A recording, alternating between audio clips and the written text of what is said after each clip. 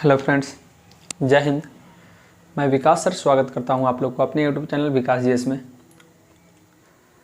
और आज हम लोग एक ऐसे चीज़ें पर बात करेंगे जो हमारे देश को सशक्त बनाने में, मजबूत बनाने में, स्वच्छ बनाने में सहायता करता हूँ। तो दोस्त, हम लोग बात कर रहे हैं राष्ट्रीय मतदाता दिवस। राष्ट्रीय मतदाता दिवस आज ही के दिन प्रत्येक वर्ष 25 जनवरी को मनाया जाता है। तो शुरू करने से पहले एक लाइनें पढ़ता हूँ।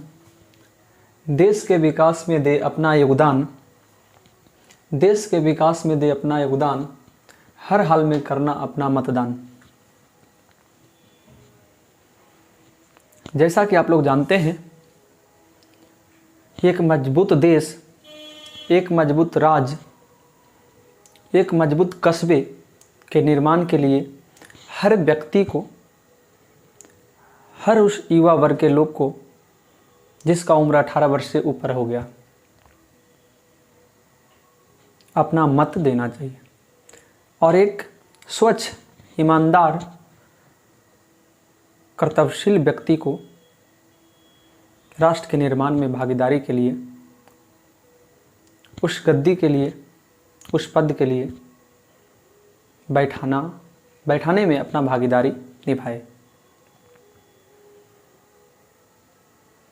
क्योंकि हमारा संविधान 26 जनवरी 1950 ईस्वी को जब लागू हुई थी, तो उससे एक दिन पहले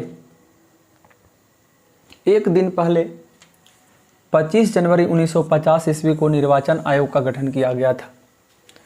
और इसका गठन होने का एक ही मकसद थी कि जितने प्रकार का चुनाव, निकाय चुनाव, आम चुनाव, कस्बे का चुनाव जो होगा उसको स्वच्छ रूप से किया जाएगा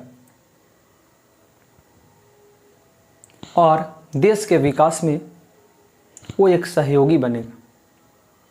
इसी को लेकर एक दिन पहले 25 जनवरी 1950 ईस्वी को निर्वाचन आयोग का गठन किया गया था। एक दिन बाद निर्वाचन आयोग काम करना यानी अपने कार्यभार में शुरू करती है 26 जनवरी 1950 ईस्वी को। और हम लोग जानते हैं कि 26 जनवरी 1950 ईस्वी को हमारा संविधान लागू हो गई थी और उसे हम लोग गणतंत्र दिवस के रूप में याद करते हैं।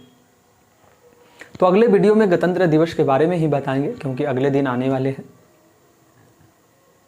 तो अभी हम लोग देखते हैं आगे, थोड़ा सा राष्ट्रीय मतदाता दिवस का इतिहास के बारे में देखते हैं। कहा जाता है 26 जनवरी 1950 ईस्वी को निर्वाचन आयोग कार्य करना शुरू किया। 26 जनवरी 1950 ईस्वी से राष्ट्रीय निर्वाचन आयोग काम करना शुरू करते हैं।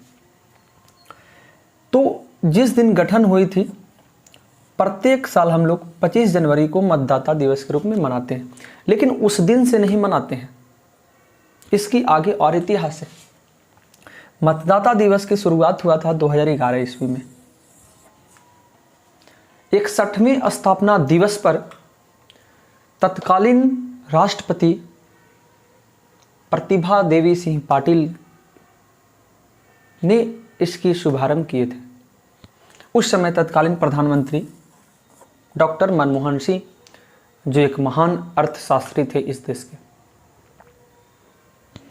आगे देखते हैं, मतदाता दिवस का शुभारंभ करने वाले राष्ट्रपति कौन थे? प्रतिभा सिंह देवी पाटिल।